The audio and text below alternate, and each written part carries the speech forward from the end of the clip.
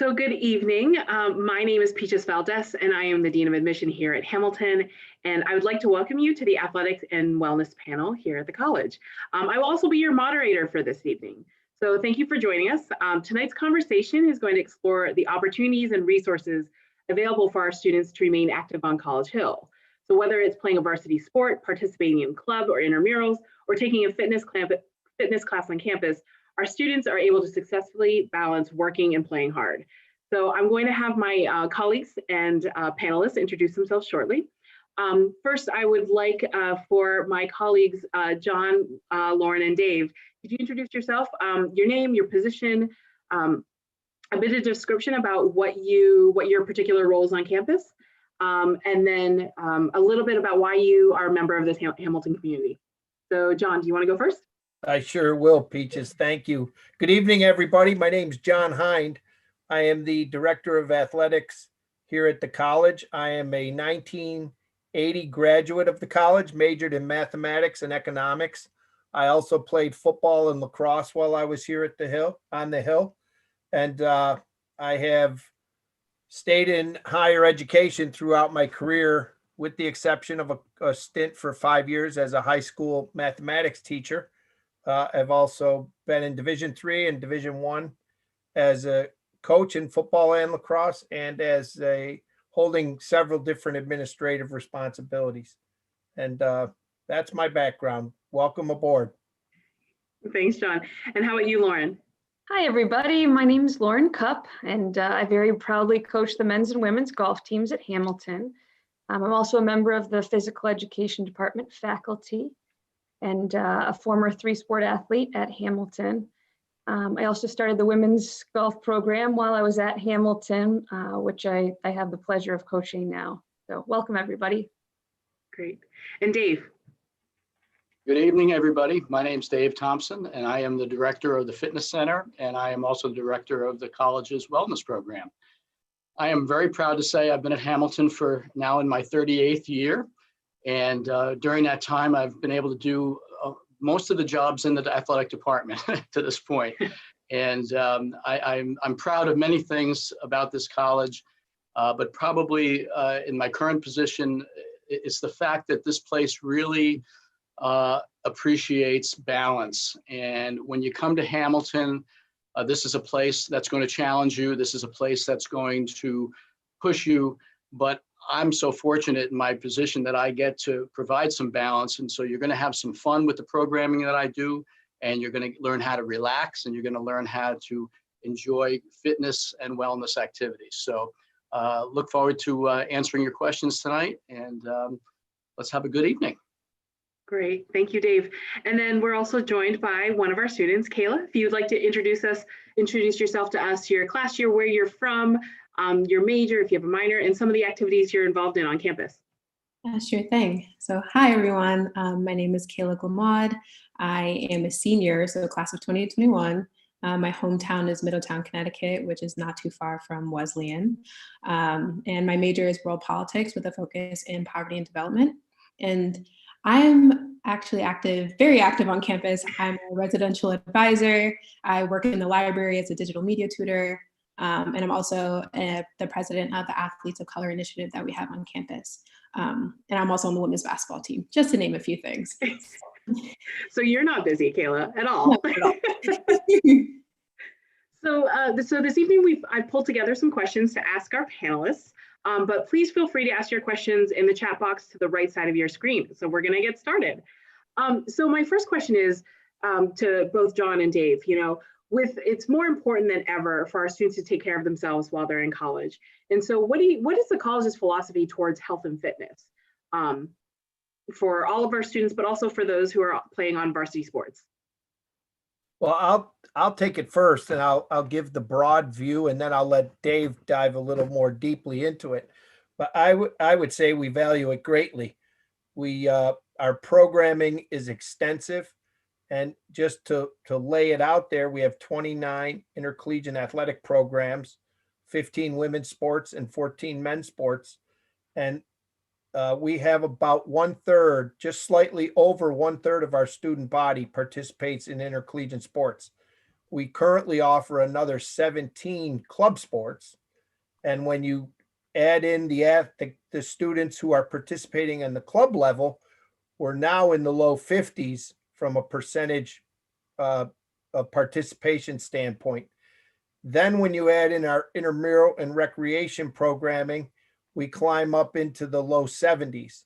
And then when you throw in our wellness programming and our physical education program, we get to 100%. So across our programming, every single student who comes to Hamilton is somehow, some way tied into our physical education, recreation, and sport programming. And so obviously we value it tremendously. And I'm going to turn it to Dave to get into a little bit more specifics. Thanks, John. I guess I would start by saying, a lot of it, the foundation of it is world-class facilities. I mean, if you haven't had the chance to visit yet, you can go on the website and you can look at these facilities, and it seems like every other year we're either improving a facility or building something new. And I'm sure Kayla knows, she's used a lot of these facilities. I mean, we just have wonderful weight room, fitness centers, outdoor courts, indoor artificial turf facility, new tennis courts, and it goes on and on and on. So it starts there. So the college is obviously willing to make that huge commitment.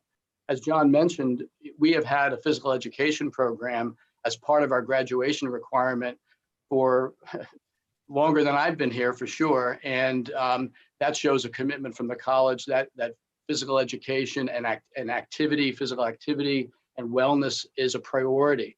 That program has evolved wonderfully over the years, includes all sorts of versatile wellness components now. So that's been an important component as well.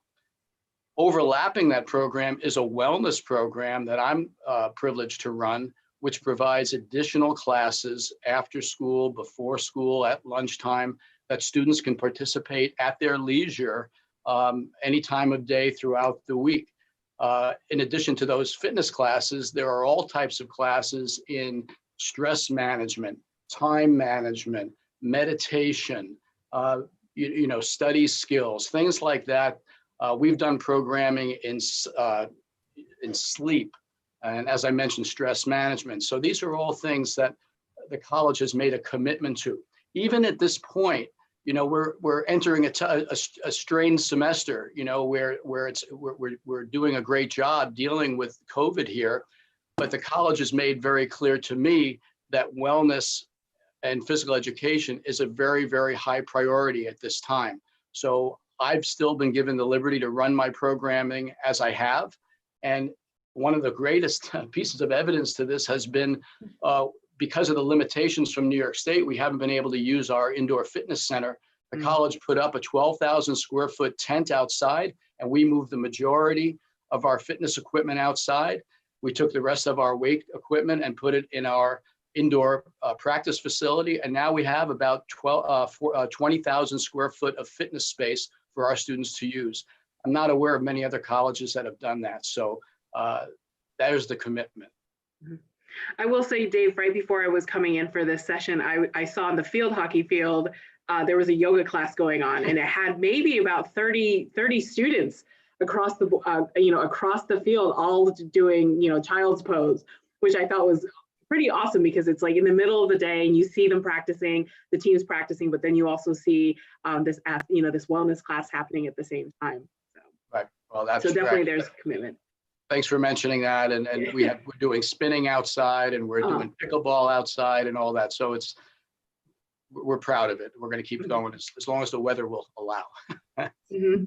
Peaches, exactly. One other thing I would point out is the fact that so many of us in our department are faculty members here at the college. Myself, Lauren and Dave are all professors.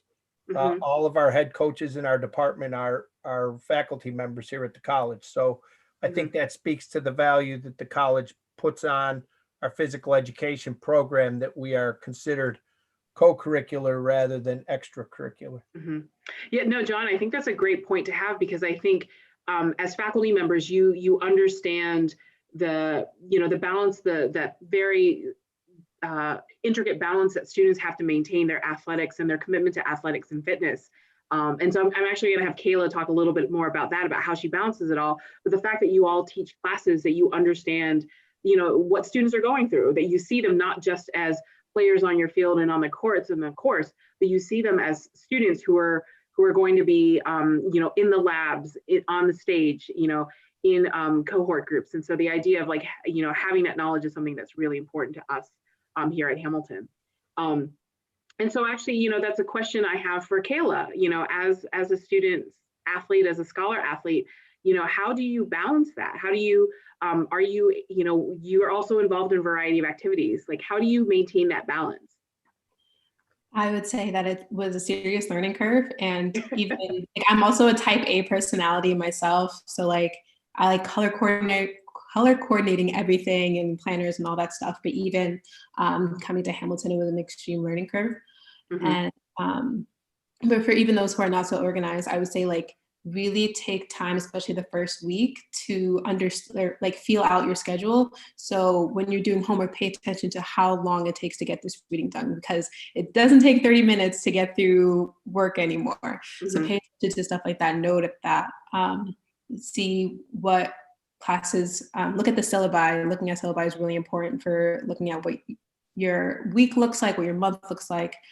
And also then take note of how long or what's required for your athletics. So are you lifting? Do you have conditioning? How long practices go?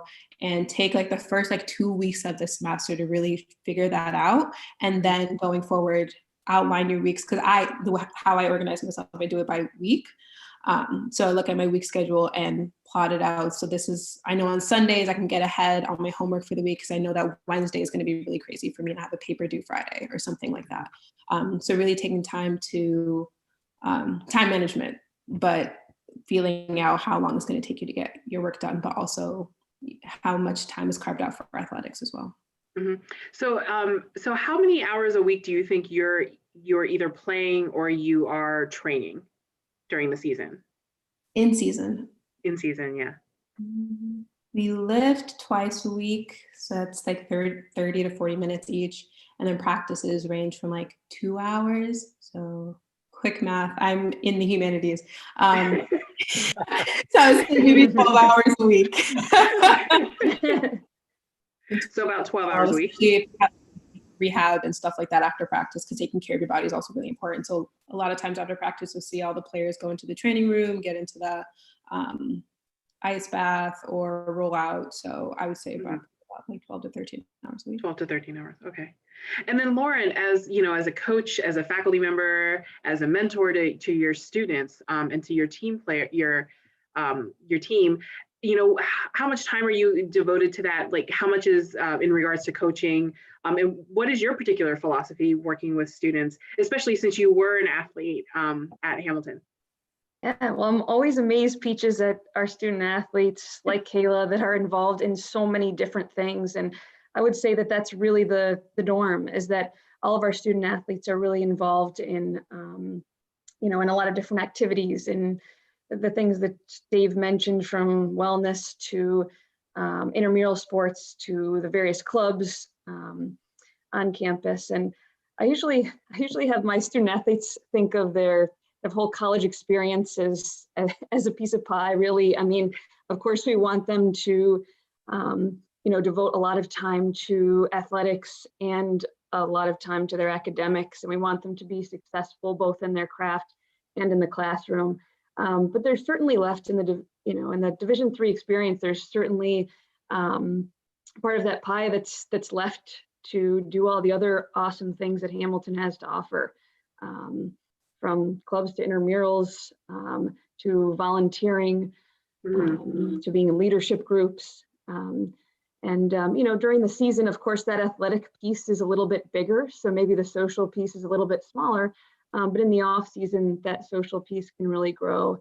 And, I know that as coaches, we know that a lot of our student athletes are choosing the Division III experience and choosing Hamilton because of all the opportunities there are at Hamilton, and that they're able to take advantage of those opportunities while still performing well in the classroom and in athletics as well. Great. Thank you, Lauren. So John, this is a question that we've been getting a lot recently, is in light of COVID-19 and its impact, how has that changed? We've heard from Dave regarding the change of the facilities in order to provide access to fitness and athletic equipment, but how has the actual season changed for our players, for Kayla and for her other scholar athletes? Sure, that's a great question. We've adapted. We've moved forward. We have everyone participating still. Really from an NCAA and from a NESCAC standpoint, the only thing that's really stopped our games, we're not competing.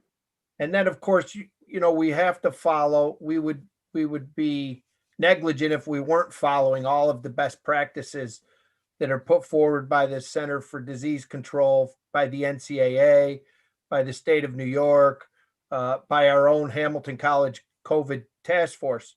And so we're following all the best practices from a safety and protocol standpoint, but our teams are all practicing. They're all very active.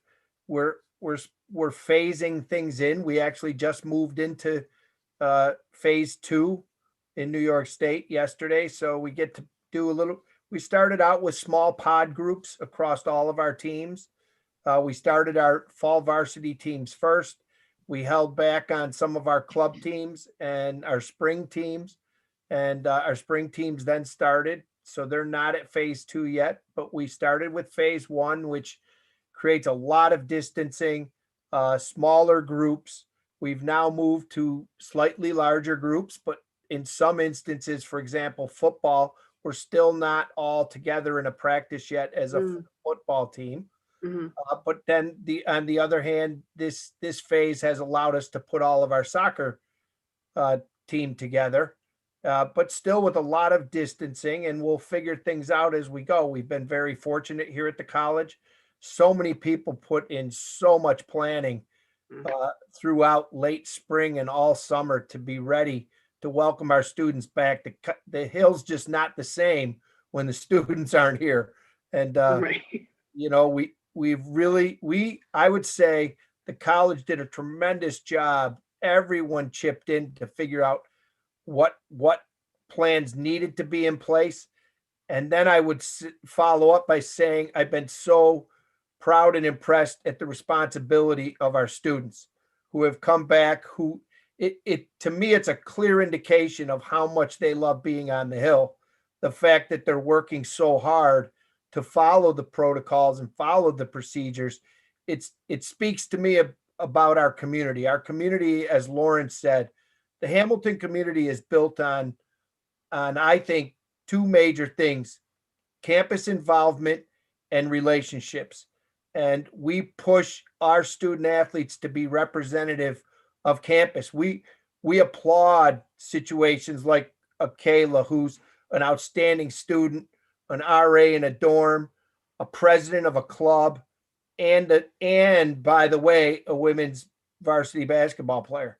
And so we love the fact that we build great relationships here on the Hill, and we love the fact that our students are very involved, and we just want our student athletes to be just like everyone else on the Hill, but their specialty, instead of playing the tuba, is maybe swimming or golfing or playing basketball. Great. Thank you. So Lauren, one of the questions we also get is, how easy is it for students to try out as walk-ons for varsity sports? And is that common? And will coaches let these students try out? Yeah, I think a lot of that is sport dependent, but certainly a big part of our job as coaches is to evaluate talent, and we do spend a lot of time getting to know our recruits, whether it be through months or years even, getting to know our recruits and their families, and trying to make sure that they're a good fit for Hamilton and a good fit for our programs, and that they'd be happy and good community members at Hamilton. That being said, the student athlete experience is such a great one, and so valuable over 4 years, that I think we want as many people as possible involved in athletics that want to be. So certainly offer tryouts for my team. In fact, one of our best players came out of just walking onto the team, thought he wanted to come to Hamilton to play baseball, and he's since graduated and plays for a living now. So I don't think that any of us would pass up the opportunity to have someone try out for one of our teams that would like to when they get to the Hill. Great, perfect, thank you. Yeah, and Peaches, if I could just chime Yeah, in sure. to that point, as Lauren said, our coaches love involvement. Most of them are able to offer walk-ons an opportunity, if you will, tryouts. Some sports lend themselves to it more than others. Some sports have smaller and more limited rosters where students trying out or walking on and not having been in the recruiting process maybe works against them. But I would argue that there's a place on a team somewhere at Hamilton if being on a team is what's really the important thing and what's driving you.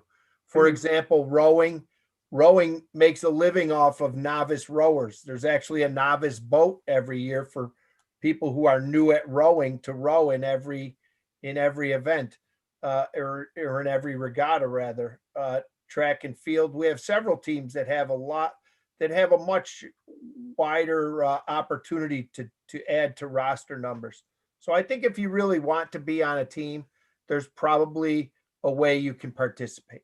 Right, and not to mention the club sport opportunities that are there. I mean, the club sports at Hamilton, as John mentioned earlier, there are 17 of them, and many of them they play intercollegiately. They don't play NCAA, and they don't play NESCAC, but they play intercollegiately, and many of those teams are pretty competitive. A lot of those students are former high school athletes that are playing at a good level, and there's plenty of room for participation on those teams. So there's a lot of opportunity there. Yeah, actually, Dave, that's great, because we did get a question in the live chat, which was asking about club sports, intramural sports, and specifically, what are the opportunities for playing rugby and also ice hockey? Well, we have them. You know, we have men's and women's rugby, and we have an ice hockey program which has women and men participating. It's been primarily men, but women play on the team as well, and those are both playing in pretty competitive leagues, and they take everybody who's interested in playing. So there's plenty of roster spots there. From an intramural standpoint, we play intramural ice hockey. We have basketball, we have volleyball, we have softball. Soccer is a big intramural sport, and we do lots of different one-time events in intramurals as well. And Kayla, have you focused primarily on basketball, or have you had the opportunity in your schedule to play an intramural or club sport? I haven't personally played, but I know my sophomore year, my team had an intramural softball team. So it's definitely possible, even if you're on a varsity team. And were you looking specifically to play in college, or was this something that just, you'd already been looking at Hamilton and, oh, by the way, like, you could have the opportunity to play, you might have the opportunity to play basketball as well? Or were you intentional about looking at smaller schools with basketball, competitive basketball programs? I was definitely looking for like the D3 experience, but also like playing basketball. So that was really important to me. Great. So another question that we got within the chat is, and Dave, you'll probably be able to answer this, and actually all of you will probably be able to answer this. Is the weight room and services resources available for anyone to use? And is there a maximum occupancy given COVID and the restrictions placed on gathering? Yeah, our weight facility, all of our facilities are open to all. So that's the first part of your question. But yeah, the occupancy has been a little bit tighter with COVID protocols in place. So we are using, as a weight room right now, we're using the back half of our indoor artificial turf facility, which is, I believe, about 11,000 square feet. We are allowing 30 students lifting in that space at any one time. that facility is open for 12 hours a day, Monday through Friday. So we're able to get people through pretty well. The fitness tent has a capacity of 50, and it's open from 6 a.m. to 10 p.m. So we have enough hours available to folks that we can get anyone in there that needs to be in there. Great, perfect. This question is for John and Lauren. How will recruitment work because of COVID when students haven't been able to play their sports during the spring season and possibly into the fall as well? Yeah, Lauren, do you want to take that first, or do you want? I can jump on that, and then you can add to it. I would say it's just as difficult professionally for us as it is for the students. So as that person who posed the question said, it's difficult right now. Whoops, got distracted that we lost Lauren. I think Lauren probably froze. She's probably going to come back in. Yeah, she'll have to rejoin us. So I'm glad I'm answering the question. Thank you. but yeah, to that question. So a lot of athletes feel as though they're not being seen, but right now we are doing everything electronic. We are, because of COVID, there's currently a restriction in NESCAC on recruiting. So our coaches cannot travel away from campus, and we're not allowed to visit with people on campus. So we cannot do any in person on or off campus recruiting currently. So our coaches are doing a lot electronically. They're watching a lot of uploaded video. They're communicating via phone and text and writing letters to people. Right now, if you're out there watching and you're frustrated that you maybe haven't been seen, but you want to be known about, I would suggest you write the coach specifically to the sport you're interested in here at the college, or write myself and I'll forward it to the coach. And if you write me directly, just say that you were on this event tonight and you're interested in playing X sport and you'd like to hear from a coach. And I'll make sure that I reach out to that coach to get you connected. So don't let the fact that you're not playing deter you. You've played in the past, and so you just need you may have to reach out to a coach to be seen and heard. And actually what I'm doing, John, right now is I'm going to have my colleague who's in the chat monitoring provide the link to the athletics page. So if they want to connect with a coach, they can do it that way. Yep, and the email on there is my direct email. I read them all, so they can connect with me directly. Great, Lauren, you're back. Welcome back, Lauren. I'm sorry, hashtag COVID times. So did you want to, so in regards to John answered the question about, you, because of the NESCAC, restrictions, you and the other coaches aren't allowed to travel. However, everything is being done electronically, and that if there's a student who has yet to connect with a coach, John had recommended that they go to the athletics page on our website and then either send a message to John or contact you all as coaches directly and just say, oh, I just went to this athletic session this evening and wanted to introduce myself. Yeah, I think that's great advice. You're right. A lot of it is electronic now. Done more Zoom meetings and phone calls than I ever have. But it's been great. I've been able to connect with a lot of different student athletes from all over the world, really, through that. And have learned a lot about Zoom too, as you can tell. But yes, that's what I would recommend to reach out to the coach of the sport that you're interested in.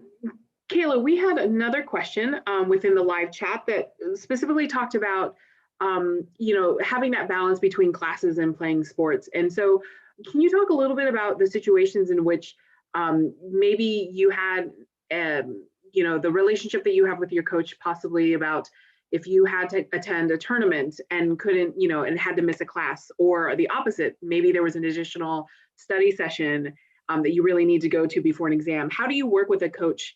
How do you work with your coach regarding that? And how are you able to still maintain your athletics commitment, but also still be a student as well? It takes a lot of communication on both sides. So especially once at the start of the semester when basketball is kind of rolling around, we have conference games, we have to travel to Maine or something. We usually meet on Thursdays, and if you have a Friday class, you miss class. But as soon as our schedule comes out, and as soon as we know like our class schedule and for the spring and our basketball schedule, we contact our professor immediately and tell them, hi, like I know classes haven't started yet, or it's like the first day of classes. You tell them I will have to miss this date. I hope it's okay. And because you also, it's good to ask for their permission that you're missing class. And then just ask if there's any course materials that you can get ahead of time, and any notes that, or lecture notes that the professor has to give you. Just ask for all that information. And in the case of study sessions, the coaches understand the academic course load that like we're all under. And if we really need this session, if we're really worked up about an exam and we really need to go, coaches will understand it. But again, you have to tell them ahead of time, which is best. So we actually had a follow-up question about, is it possible to double major or double minor, as a student athlete? Absolutely. Yeah. But especially it would be good if you had an idea of which majors you would want to double major in, but and double minoring is also super easy. I won't say super easy, but with the open curriculum, it's not as difficult to add a minor like your senior year, just because you have so many courses in this one area. Just add the minor. So I won't say super easy, but yeah, and I would say too, one thing that's pretty unique to Hamilton is that we have an academic day. So our academic day that goes from 8:30 until 4 o'clock, and nothing extracurricular happens within that time period. So you would never, miss a class for practice or practice for class, or anything like that. And, at the same time, you can major in whatever field you like, which I think is a rarity. At a lot of other schools, especially if you're in the sciences, for example, the labs are usually in the evening, where at Hamilton, everything is academic happens before 4 o'clock. And likewise, extracurriculars, sports don't happen until after 4 o'clock. Good. I definitely think that that's always a question about, they're here as students first, but they have a commitment and passion for the sport, and so the ability to do both. And going back to the comments that we had at the very beginning, which is that our head coaches, that you all are faculty, that you can understand where students are coming from. So actually, just to give a sense of the commitment, going back to the level of commitment, in a normal year where you actually get to play, like how many are students away almost every weekend at tournaments, or how does that work? Or do they have to, is that how their weekends are usually taken up by competition? Yeah, I think that's also pretty sport dependent too. In golf, the answer is yes. During the season, we're gone playing Saturday and Sunday at tournaments. Again, being very careful not to miss classes for traveling or anything like that. And I will say, the student athletes certainly do work on their academics while we're traveling. I look back in the van and they're doing their work. I come down at night at the hotel room and they're all sitting having hot chocolate, doing some work. So, there's certainly some time management involved. We try to be conscious of that. But to answer your question, yes, at least in our sport, weekends during the season are taken up by golf. Peaches, if I could jump in. Yeah, sure. Just taking it a little further, I have to give, our faculty are tremendous. As Kayla said, they as long as you're responsible and you're proactive and you're out in front of it, our faculty are usually incredibly receptive to understanding the involvement our students have across other things beyond their classes. And so our faculty really work with our kids. Sometimes there are difficulties that are just really tough to get out of. For example, I was going to say, I have taken kids, I have gone on the road and picked kids up midway through their field trips and then taken them on to where their team is competing. So we find creative ways to try to marry the two. We understand the academics are really important. We also understand how important participation and competition is to our student athletes. I mean, Kayla plays basketball for a lot of reasons, but one of the reasons is she loves to compete. Otherwise, she probably wouldn't be playing women's basketball. And so we, from picking kids up and getting them to places in the midstream of a field trip, I have proctored tests and final exams while we're on the road participating in NCAA tournaments. We find creative ways to try to create opportunity for all of our students. And so just to confirm, John, that are there any fall sports that are competing, or it's no, according to the No, we don't have No a single fall sport competing. And do you know when the spring sports, the winter and spring sports will be decided on? We'll make some decision. The NESCAC decision will be made sometime between mid and late October on on competition rather for the winter and spring. We're quite honestly, we have to wait until everybody settles in on what their academic calendar is going to look like for the spring.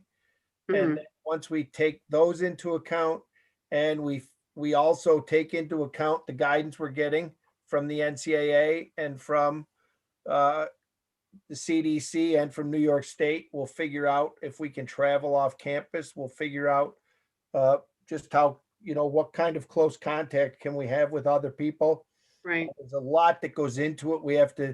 We have a very elaborate testing system, as you know. Everybody on this call is being tested constantly, and we have to make sure that anywhere we go and anyone we're competing against is going through the same routine. So there's a lot that plays into it, and we'll hope to have an answer sometime in October. Okay, great. Yep. So I think, another question that I wanted to ask is, definitely as, as someone who's watched a number of the teams play, how would you all describe the energy that we have with sports on campus in regards to the games, just in regards to supporting their friends? How would you describe it? I think sometimes people come in like, when they think of college sports, they definitely think of D1, like the large stadiums and the large arenas, and that's that's not Hamilton. However, there's such an amazing energy on this campus. So, but I'm coming in as a I'm just more coming in as an observer. But how would you all describe the energy that we have for athletics on campus?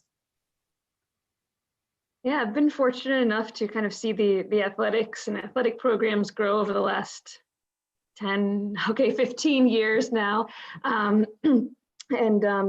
I will say that one thing that makes it pretty unique, because of the size of our campus and the closeness of our community, that those that you're rooting for, you're not necessarily just rooting for Hamilton or rooting for Royal Blue or the Continentals. You're rooting for your roommates, you're rooting for your classmate, you're rooting for your teammate. And that creates a pretty passionate atmosphere with a lot of energy. I enjoy that the culture here is not only do the students love coming to games and get into it, but we get people from town that come up to watch games. We get a lot of faculty and staff people that come to games, and they really enjoy watching the students play.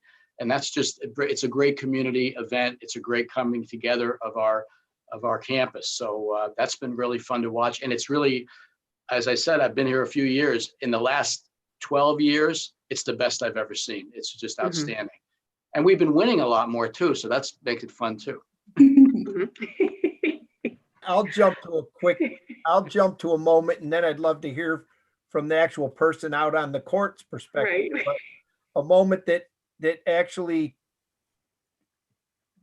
was impactful to me was after the last women's basketball game, and Coach Mo, Kayla's coach, grabbed the microphone and thanked everyone for being there and supporting that team. And that team, Kayla's been a big part of the the resurgence of that team.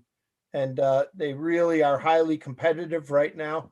And, you know, to hear our coach speak over the microphone and thank the people for coming and for the energy they provided for her young women out on the court, that was really special. And I think it speaks to the kind of appreciation that our players and coaches feel for the support we get from the community. Yes, absolutely. Especially even when times are tough, it's great when you have fans when things are great and you're winning. But I think what makes Hamilton unique is that we still have fans even when times are hard, and even when we're not winning, our fan base is so strong. And then it's even better to celebrate not only with your team, but with the fans once you finally get like that winning record, or when you beat Amherst and upset Amherst or something like that. I had to sprinkle that in there. That was a big one for us last year. But I mean, a lot of it's like we are in part motivated by the fans and them cheering us on. So it's great. And so Kayla, another question that we got is, how is travel and overnight trips for away games? You know, how is it? I personally enjoy them. I love road trips. I like that, like we all have, or at least for basketball, we have like travel suits, so all of us look the same. We get on the bus, we kind of feel good. For overnight trips, we usually stay in a hotel not too far away from the school that we're playing. And for basketball, we play Friday, Saturdays for conference. So we'll usually stay in a hotel Friday night and then play on Saturday. But we have not catered food, but usually get some kind of food. We're taken care of. I don't know how else to describe it. I love road trips, if you couldn't tell. But we always have food. We're able to get work in, homework done. We have downtime. We look at film on the teams and stuff like that. But it goes by pretty fast. I don't mind. And actually, I'm going to follow up with this other question that we've had. I've received from students that I've been meeting over the summer and into the fall is, you know, what are the dynamics between varsity athletes and the rest of the student body? You know, it's, you know, with close to a third of our athletes who are varsity players, you know, is there any type of, you know, there are a lot of misconceptions about that, like, you know, if you are tied to and aligned with a sport, those are the only people you spend time with, which I don't think is at Hamilton. But you know, can you talk about the dynamics of about the student body and the athletic community? I think we've touched on this a little bit, but as athletes, or even our coaches, kind of expect us to be social outside of our teams and be active in clubs and other things that are happening on campus. So there's also no pressure to like have friends outside of your team. I will say that there's I'm having like a blank, but you can socialize, you can have your hand in so many different pots and socialize with so many different people. And I feel like everyone has something to offer to different friend groups. So yeah, you might have an athlete friend, then you have a friend who is in the arts, and then you have a friend who does like computer science or something like that. So friend groups are really diverse, and it's not limited or restricted only to your team, even though you spend a lot of time with them like in season. You know, Peaches, to that point, you know, again, as I mentioned, I'm an alum of the college. I graduated in 1980. I would argue that most people that come to the Hamilton community as students leave with friends that they're going to be friends with for life. And I still have a large group of close friends from the late 70s at Hamilton. They stretch across all the years that I was at Hamilton. So I don't just know people from the class of 80. I'm friends with people that were there from 77 all the way to 83. And to this day, they're my close friends. And I would say that I'm doing kind of sort of a quick count in my head, but I have equally as many close friends who had nothing to do with football or lacrosse as I have friends who were on the team. So I'd love to hear Lauren's perspective, but mine is I have friends across all of campus. Yeah, mine's a very similar similar perspective to yours, John, in that, you're involved in so many different things on campus when you're there that that just creates an environment where you have many different friend groups that are all pretty fluid. And I would say that for the men and women on my teams as well. We've got a great family of student athletes, and they all get along famously, thankfully, and are good friends. But I would also say they all have, of course, they all have friends that are outside of athletics. And Hamilton is just a great community feel. I don't think there's any separation in that regard between athletes and non-athletes. I think it's just kind of one big community that lends itself to having a lot of different friends and a lot of different avenues on campus. Mm-hmm. Can athletes study abroad? This is another recent question we got. Yes, yes. I think for the same reasons that we were talking about earlier, and that coaches certainly can see the value in the Division III experience, which is that you can be involved in other things other than athletics. And from a personal note, if my student athlete feels that going abroad for a semester is valuable and adds value to their 4 years at Hamilton, then they should do it.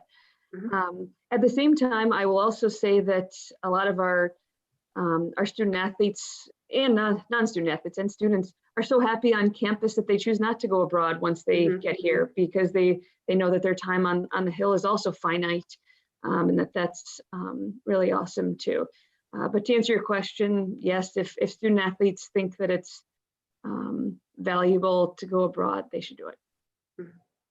Kayla, did you get to go abroad, or did you get to study away? No. You were one of the ones Lauren's talking about that wanted to stay on campus and continue. So we have just a couple more minutes of time left. I do have one quick question, and it might be a bigger question, John, we might have to address at another time, is will seniors get another year of eligibility, or will their spots be available to new players? Boy, I'll answer it in the order they came. Okay. Yes, the NCAA has granted all seniors an additional year of eligibility. Mm-hmm. Now, that to get to the second part, it's a very different thing.